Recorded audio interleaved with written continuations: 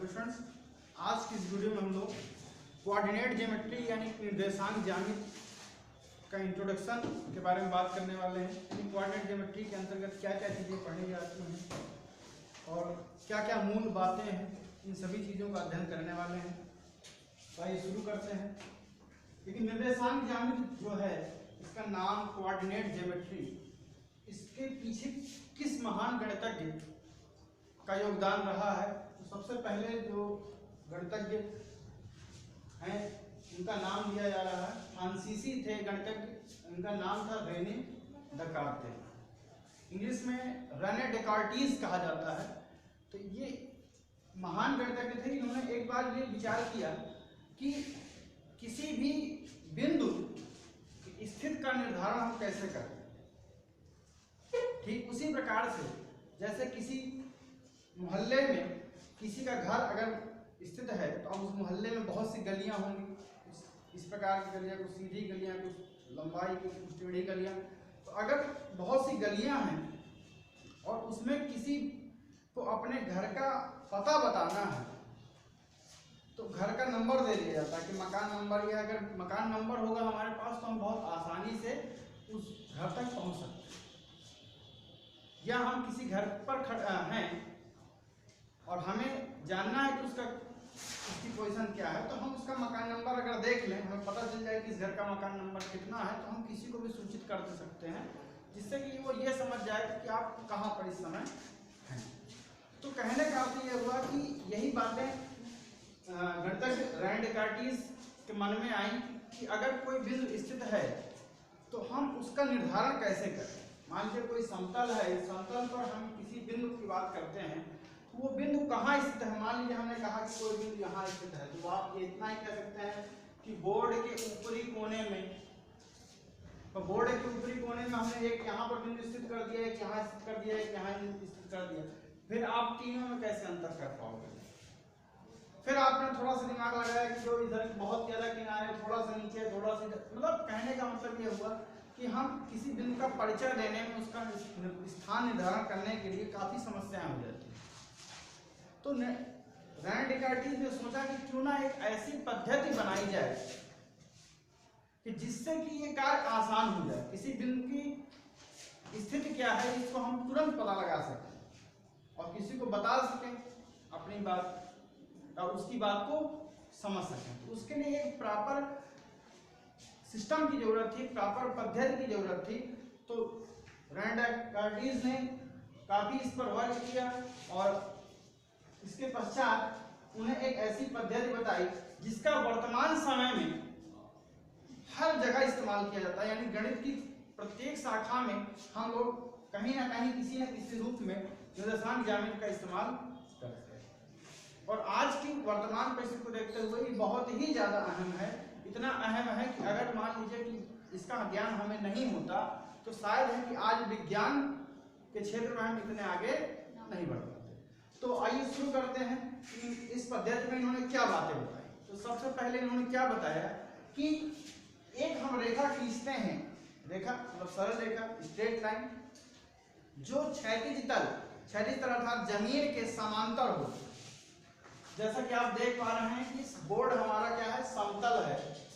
इसको हम तल कहें यानी प्लेन कहें या प्लेन सरफेस कहें। तो ये तल है जिस पर हमने एक रेखा इस प्रकार से खींची है। ये दोनों रेखा में तीर का निशान लगा हुआ, दोनों और मतलब कि ये अनंत तक दोनों दिशाओं में बढ़ाया जाए। अब ये रेखा की बात करें, आप अगर जमीन की बात करें तो ये दोनों क्या है, आपस में समांतर, ठीक है। और एक रेखा हमने खींची ये वाली जो ऊर्ध्वाधर रेखा कहलाती है, वर्टिकल लाइन। वर्टिकल इसलिए कहा जा रहा है क्योंकि ये जो है इस क्षैतिज तल पर क्या है, लंबवत है, 90 अंश का कोण बना रहा है। और क्षैतिज तल के ये समांतर, ये क्षैतिज तल पर लंबवत है और लंबवत का मतलब 90 अंश कोण। इसीलिए यहाँ पर भी कोण कितना बन रहा है, 90। यहाँ पर कोण कितना बन रहा है, यहाँ पर चारों तरफ के जो आपस में कोण बन रहा है इन दोनों रेखाओं के बीच में, वो 90 अंश का। अब अगर इस तल की हम बात करें, देखिए इस तल की लंबाई का मतलब ये ना समझिए कि आपका जितना बोर्ड है उतना ही तल है। आपके बोर्ड की लंबाई चौड़ाई है उसके क्षेत्रफल के बराबर, यहाँ तल नहीं है।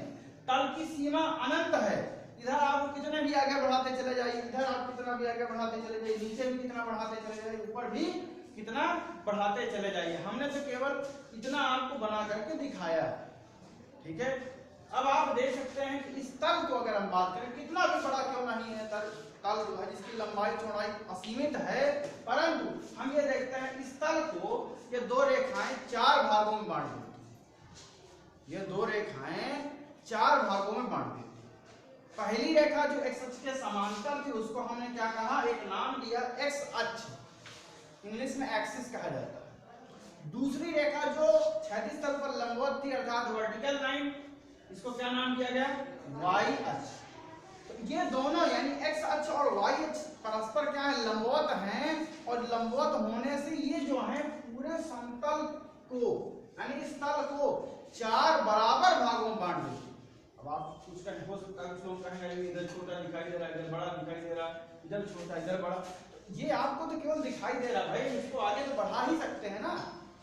इसीलिए हम कहां से कह रहे हैं कि चारों भाग क्या हैं, बराबर हैं, और चार भाग हैं। किसी चीज का अगर एक भाग हो, मान लीजिए एक आपको आपके पास एक कोई वस्तु है, मान लीजिए सपोज करिए एक कोई गोल वस्तु है, खाने पीने की कोई चीज है, अब उसको अगर हम चार लोगों में बांटना चाहें तो चार टुकड़े कर देते हैं, और चार टुकड़े कर देते हैं तो चार लोगों में एक टुकड़ा मिल गया।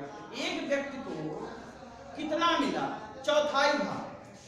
एक व्यक्ति को कितना मिला, चौथाई भाग, जिसको भाग को हम अंश भी कह सकते हैं और चौथाई को हम चतुर्थ भी कह सकते हैं। तो इसीलिए चतुर्थ भाग का हो गया अंश, तो चतुर्थ और अंश मिला दिए तो क्या बन जाता है, चतुर्थांश। तो चतुर्थांश समझ गए। तो चतुर्थांश का मतलब शाब्दिक अर्थ क्या हुआ कि चौथाई भाग, चौथाई भाग, जिसको हम लोग इंग्लिश में क्या कहते हैं, क्वाड्रेंट, ठीक है, क्वाड्रेंट कहा जाता है इंग्लिश में चतुर्थांश। तो अब आप देख सकते हैं कि चार चतुर्थांश हो गए, और जब चार है तो फिर वही बात, जब तक किसी का नामकरण नहीं किया जाएगा तब तक हमें जानने में परेशानी होगी। जैसे किसी का एड्रेस नहीं पता है, अब किसी के घर का एड्रेस नहीं पता हो तो आप उनके घर तक कैसे पहुंचेंगे। उसी प्रकार से, और एड्रेस का मतलब कि नाम, भाई आपके शहर का नाम क्या है, आपके मोहल्ले का नाम क्या है, तो नाम जरूर इम्पोर्टेंट है। तो इसीलिए चारों चतुर्थांशों का नाम भी जरूरी है। तो चारों चतुर्थांशों का नाम कैसे किया जाए भाई, इसका नाम पहला हो गया, इसका नाम दूसरा, तीसरा, चौथा, ठीक है। नाम भी हमने एक तरफ से कर दिया। घड़ी की सुइयों जिस तरीके से घूमती है उसकी विपरीत दिशा में नाम किया गया। एक घड़ी की अगर सुई हो तो वो ऐसे घूमती है, एक घड़ी की सुई की घूमने की दिशा हो जाती है, लेकिन हमने इसका उल्टा कर दिया, इधर से शुरुआत करके ऐसे कर दिया। तो प्रथम, द्वितीय, तृतीय और इस तरीके से हमने नाम कर दिया। अब आपको मतलब याद रखना है कि किस चतुर्थांश का क्या नाम है, कौन सा पहला है, कौन सा दूसरा है, कौन सा तीसरा है, कौन सा चौथा है, आपको याद रहना ये बात आवश्यक है। अब देखिए इस तल पर हमने खींची है, तो ये तल जो है क्या कहलाता है, कार्तीय तल कहलाता है, या उसको निर्देशांक तल कहते हैं, यानी एक्स वाई तल भी कहते हैं। कार्तीय तल यानी कार्टेशियन प्लेन इंग्लिश में कहा जाता है, निर्देशांक तल यानी कोऑर्डिनेट प्लेन, और या फिर एक्स वाई प्लेन। अब ये जो कार्टेशियन वर्ड है या कार्तीय है, ये किनके नाम पर आया है, रेनी डेकार्टीज, हिंदी में कार्ते कहा जाता है, तो कार्ते से कार्तीय बन गया, और इंग्लिश में कार्टीज कहा जा रहा है, डेकार्टीज, तो कार्टीज से कार्टेशियन बन गया, इसीलिए इसको क्या कहा जा रहा है, कार्टेशियन प्लेन, ठीक है। तो ये बात आपको समझ में आ गई होगी। अब देखिए रही बात जो मूल बात थी आपकी, यानी इनके अंदर जो सोच थी कि किसी बिंदु का स्थिति का निर्धारण, मतलब उसका एड्रेस पता करना। अब आपने एड्रेस में देखा होगा कई बार लोग लिखे रहते हैं हमारे घर का एड्रेस है 251/301। अब 251/301 का क्या मतलब है, तो इसका मतलब 251 किसी दूसरी बात को बता रहा है, बटे में 301 किसी दूसरी बात को बता रहा है, ठीक है। तो कहीं ना कहीं दो चीजों की आवश्यकता हो रही है यहाँ पर। तो ऐसे ही यहाँ पर भी जब हम किसी बिंदु का एड्रेस बता रहे हैं किसी समतल पर, तो दो चीजों की आवश्यकता हुई, और दो चीजों में से पहली चीज क्या कहलाती है, भुज, और दूसरी चीज क्या कहलाती है, कोटि। और इनका लिखने का क्रम बहुत महत्वपूर्ण है, आप क्रम नहीं बदल सकते हैं। आप भुज को इधर कर दीजिए, कोटि को उधर कर दीजिए, अब मान लीजिए किसी के घर का नंबर है 2/3 और किसी के दूसरे घर का नंबर है 3/2। अब आपको जानना चाहिए 2/3 के स्थान पर आप सोच रहे हैं कि 2/3 3/2 कोई अंतर नहीं, तो आप 3/2 वाले घर पहुंच गए, तो आप गलत एड्रेस पर पहुंच जाएंगे। बात समझ में आ रही है ना? तो इसका मतलब क्या हुआ कि हम क्रम नहीं बदल सकते हैं। तो भुज और कोटि का आपस में क्रम नहीं बदला जा सकता। भुज को हम लोग इंग्लिश में एब्सिसा कहते हैं और कोड को क्या कहते हैं? ऑर्डिनेट कहते हैं, जिसको हम इसको एब्सिसा कहें या फिर एक्स कोऑर्डिनेट कहा जा सकता है, और इसको क्या कहा जा सकता है? ऑर्डिनेट कहें या फिर वाई कोऑर्डिनेट भी कहा जा सकता है। हिंदी में हम लोग भुज और कोटि के नाम जानते हैं। भुज और कोटि को जब हम लोग लिखते हैं तो बीच में कामा लगा देते हैं और अगल बगल किससे बंद कर देते हैं? छोटे कोष्ठक से बंद कर देते हैं, स्मॉल ब्रैकेट से उसको बंद कर दिया जाता है। ठीक है, ये अनिवार्य है। आप कोई दूसरा कोष्ठक नहीं लगा सकते, बड़ा कोष्ठक नहीं लगा सकते, मंझला कोष्ठक नहीं लगा सकते हैं। ठीक है, और कामा बीच में लगाना अनिवार्य है। क्रम का महत्व है, मतलब 4,0 लिखा तो 0,4 आप नहीं लिख सकते। ठीक है, अब आइए बात करते हैं कि हमने इन बिंदुओं को, जैसे कुछ बिंदु आपको दिखाई दे रहा है A, B, C, D, E, F, G, H, ये कुछ बिंदुओं को हमने उनके निर्देशांक से लिख रखा है। निर्देशांक मतलब उनका एड्रेस, कोऑर्डिनेट मतलब एड्रेस, उस बिंदु का एड्रेस क्या है। अब हम एड्रेस अगर किसी बिंदु का बता देंगे तो कोई भी व्यक्ति जान जाएगा कि वो बिंदु कहाँ पर स्थित है। या फिर हम किसी व्यक्ति को कोई बिंदु बता दें और पूछें कि उसका कोऑर्डिनेट क्या है तो भी वो बता सकता है। ठीक है, तो आइए देखिए, जैसे नंबर 1 पहला है, हमने एक उदाहरण के तौर पर लिया है बिंदु A। अब A बिंदु जो है इस x अक्ष पर देखिए, जरा ध्यान दीजिएगा। x अक्ष पर क्या किया जाता है कि जो ये जहां पर दोनों रेखाएं एक दूसरे को काट रही हैं, यानी x अक्ष और y अक्ष दोनों पर जहां पर काट रही हैं, उसको हम लोग क्या कहते हैं? मूल बिंदु यानी ऑरिजिन कहा जाता है। और इसमें दोनों 0,0। अब आप देखिए, जैसे संख्या रेखा में आप देखते हैं बीच में 0 के इधर बाईं तरफ आप देखते हैं ऋणात्मक संख्याएं और दाईं तरफ जो है धनात्मक संख्याएं होती हैं। ठीक उसी प्रकार से मूल बिंदु के बाईं तरफ की बात करते हैं तो ऋणात्मक, और दाहिनी तरफ की बात करते हैं तो धनात्मक संख्याएं आ जाती हैं। ठीक इसी प्रकार से y की बात करें, अगर हम इसके ऊपर बात करते हैं तो धनात्मक और इसके नीचे बात करते हैं तो ऋणात्मक आ जाती है संख्याएं। अब देखिए, जैसे हमने बिंदु A लिया और A के निर्देशांक क्या लिख दिया? 3,2। तो 3,2 कैसे लिख दिया हमने? कैसे पता चल गया हमें कि 3,2 हो जाएगा? तो जरा देखिए, इस पे हमने थोड़ा नंबरिंग कर ली। बराबर बराबर दूरी लेना है। अब आप दूरी अपने तरीके से कितनी भी ले सकते हैं, 1 सेंटीमीटर ले लीजिए, 2 सेंटीमीटर ले लीजिए, 0.5 सेंटीमीटर ले लीजिए, जितने भी दूरी लें, लेकिन सब बराबर बराबर दूरी लेकर के आप बनाएंगे। वैसे तो ग्राफ पेपर पे बनाना चाहिए तो और अच्छा रहता है। तो अब देखिए कि यहाँ पर 1 2 3 4 इस तरीके से नंबर लिखा हुआ, -1 -2 -3 -4 ऋणात्मक है। ऊपर की बात करें 1 2 3 4 पॉजिटिव, इधर -1 -2 -3 -4 कर दिया गया। अब जाकर हम बिंदु A की बात करें तो हमने A से क्या किया? A से ठीक नीचे की तरफ एक लंब डाल दिया। एक अक्ष पर एक लंब डाला तो यहाँ कहाँ पर मिलता है? जहाँ पर 3 लिखा हुआ वहां पर आ रहा है। और अगर हमने इधर लंब खींचा, y अक्ष पर लंब खींचा, तो y अक्ष पर लंब खींचा तो यहाँ कहाँ मिल रहा है? 2 पर मिल रहा है। तो 2 और 3, तो पहले किसको लिखा जाए? ये भी एक सवाल है। पहले 2 को लिखा जाए कि पहले 3 को लिखा जाए? तो हम ये देखते हैं पहले जो अक्ष खींचा गया था वो x अक्ष है। ठीक है, इसीलिए x अक्ष को हम का जो निर्देशांक होता है उसको हम पहले लिखते हैं, यानी x निर्देशांक क्या होता है? पहले लिखा जाता है। x अक्ष पर देखिए कितना लिखा है? 3, और y अक्ष पर कितना लिखा हुआ है? 2, इसीलिए इसका क्या हो गया निर्देशांक? 3,2। ठीक है, अब आइए दूसरा बिंदु देख लीजिए B। अब इसमें लिखा हुआ -4,3। कैसे? तो देखिए इधर आप देखिए, इसके ठीक सामने कितना? -4 है, और इसके ठीक सामने कितना है? +3 है, तो इसलिए -4,3। पहले x अक्ष वाला लिखा जाएगा, बाद में y अक्ष वाला लिखा जाएगा।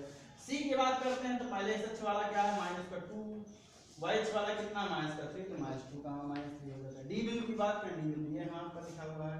x अक्ष पर पहले लिखना है तो कितना है? यहाँ देखो 2 के ठीक सामने है ना, तो 2 आ गया। इधर की बात करते हैं जिसके सामने -4 के ठीक सामने 2,-4। अब आप एक बात और भी देख समझ सकते हैं कि इन 4 बिंदुओं को जो हमने लिखा है, यहाँ से चिन्ह पता चल जाता है कि किस चतुर्थांश का कौन सा चिन्ह है। मतलब प्लस माइनस आ रहा है ना, तो इनके आधार पर भी हम चतुर्थांश बता सकते हैं। कैसे बता सकते हैं? जरा देखिए, आपने ये पहला चतुर्थांश देखा, इसमें बिंदु A जो था दोनों पॉजिटिव थे, क्यों पॉजिटिव थे? क्योंकि इधर के सभी नंबर पॉजिटिव, तो इधर वाले भी सभी नंबर पॉजिटिव, तो इसीलिए पहले चतुर्थांश का चिन्ह क्या होता है? प्लस कामा। दूसरे की बात करते हैं। दूसरे में आपने देखा बी बिंदु जैसे उदाहरण के तौर पर लिया गया -4 कामा 3, यानी पहला माइनस दूसरा प्लस, तो माइनस प्लस। अब क्यों? चूंकि देखिए माइनस इधर संख्या है, इधर प्लस की संख्या है, पहले x अक्ष वाला लिया जाएगा, बाद में y अक्ष वाला लिया जाएगा, ठीक है। तीसरे चतुर्थांश की बात करते हैं, तो तीसरे चतुर्थांश में जैसे c लिखा हुआ -2 का -3 हो गया, तो इसमें आप देख सकते हैं कि ये -2 इधर से लिया गया, -3 इधर से, मतलब इधर ऋणात्मक इधर ऋणात्मक, इसलिए माइनस माइनस किसमें आ जाता है? तृतीय चतुर्थांश। चतुर्थ की बात कर लेते हैं। चतुर्थ में आप देख सकते हैं कि इधर प्लस माइनस किया जा रहा है, इसलिए देखिए यहाँ पर प्लस माइनस आ जाता है। एक और भी बिंदु हमने लिया है, जैसे ई बिंदु लिया है। अब ई पे तो देखिए क्या है कि ई बिंदु कहाँ स्थित है? एक्स अक्ष पर स्थित है, तो अगर एक्स अक्ष पर स्थित है इसका मतलब वाई में तो कुछ है ही नहीं। अगर वो एक्स अक्ष पर स्थित है तो वाई में कुछ नहीं, मतलब वाई में कुछ नहीं मतलब 0, इसलिए एक्स अक्ष पर कितना है? ये कहाँ पर है? 4 नंबर पर है, तो भुज कितना होगा इसका? 4, और कोटि मतलब 0। क्यों 0? क्योंकि ये कहाँ स्थित है? एक्स अक्ष पर स्थित है, इसलिए इसका कोटि कितना हो गया? 0। तो बिंदु ई जो कि ये बिंदु है, इसका निशान क्या हो जाएगा? 4 कामा 0, ठीक है। इसी प्रकार एफ बिंदु जरा देखिए, एफ बिंदु कहाँ स्थित है? वाई अक्ष पर स्थित है। वाई अक्ष पर जब स्थित है तो भाई इसमें एक्स में कुछ आप चले ही नहीं, ठीक है। एफ का मतलब जब आप एक्स अक्ष पर कुछ नहीं चले हैं तो इसका मतलब आपका भुज कितना हो जाएगा? 0, इसलिए एफ बिंदु का स्थान क्या हो जाएगा? 0 कामा 2। ये 2 कहाँ से आ गए? देखो एफ वाई पर कहाँ पर हो आप? 2 पर हो, इसलिए 0 कामा 2। फिर एक बिंदु आप यहाँ पर देखिए जी लिखा हुआ है, ये जी बिंदु हम -3 कामा 0 पर आ गया, क्योंकि यहाँ पर कहाँ स्थित है? इस अक्ष पर, इसलिए कोटि अंक कितना हो जाएगा? 0। अब भुज अंक -3 क्यों हो जाएगा? क्योंकि यहाँ पर -3 लिखा हुआ है। एच बिंदु की जरा बात कर लेते हैं। एच बिंदु जो है 0 कामा -4 हो जाएगा, इसका भुज क्या हो गया? 0। क्यों भुज 0 हो जाएगा? क्योंकि कहाँ स्थित है? वाई अक्ष पर। वाई अक्ष पर स्थित बिंदु है तो इसका जो भुज अंक है वो कितना हो जाएगा? 0। कोटि अंक कितना? -4 क्यों आया? क्योंकि देखो -4 पर ही तो है ये स्थित है, ठीक है। एक बात और भी यहाँ क्लियर कर देना चाहते हैं, जैसे हमने कहा किसी बिंदु के निशान 3 कामा 2 है, तो आप ये मत समझ लीजिए कि 2 बिंदु हैं, आप कहते 3 अलग हो गए, 2 अलग हो गए, 2 बिंदु हो गए, नहीं, एक बिंदु का है। और एक बिंदु के निर्देशांक को लिखने में हम 2 चीजों का इस्तेमाल करते हैं, भुज और कोटि का, ठीक है। तो इसलिए अब आपको कोई कंफ्यूजन नहीं होना चाहिए। एक बात यहाँ से और निष्कर्ष प्राप्त हो जाता है, आपने देखा ये ई बिंदु और जी बिंदु ये दोनों ही कहाँ स्थित थे? एक्स अक्ष पर स्थित थे, और एक्स अक्ष पर स्थित है तो इनका जो कोटि अंक है वो क्या हो जाएगा? 0। इसका मतलब अगर आपको एक बात यहाँ से क्लियर हो जाती है कि यदि किसी भी बिंदु का कोटि अंक 0 है तो वो बिंदु कहाँ स्थित होगा? एक्स अक्ष पर स्थित होगा। कोटि अंक 0 होने पर कहाँ स्थित होता है? एक्स अक्ष पर स्थित होता है। या हम इसी का विपरीत कहें कि अगर कोई बिंदु एक्स अक्ष पर स्थित है तो उसका कोटि अंक कितना हो जाएगा? 0। ठीक इसी प्रकार से आपने यहाँ पर भी देखा कि अगर कोई भी बिंदु y अक्ष पर स्थित है तो उसका भुज अंक क्या हो जाता है? 0। कोई भी बिंदु y अक्ष पर स्थित होने पर उसका भुज अंक बराबर क्या होता है? 0। या फिर हमें कोई बिंदु बता दिया जाए उसका भुज अंक 0 हो तो हम पता लगा लेंगे, हम जान जाएंगे कि ये बिंदु कहाँ स्थित है? y अक्ष पर स्थित है, ठीक है। तो आपको इस के माध्यम से देखिए हमने उदाहरण के तौर पर करीब 7-8 बिंदु लिए हैं यहाँ पर, और सभी के निर्देशांक कैसे लिखे हैं, कैसे उनका निर्धारण किया जाता है, कैसे सारी चीजें आपको एक्सप्लेन करके बताइए। तो आई होप कि आप लोगों को सारी चीजें समझ में आ गई होंगी। इसके साथ ही साथ अपने यहाँ किताब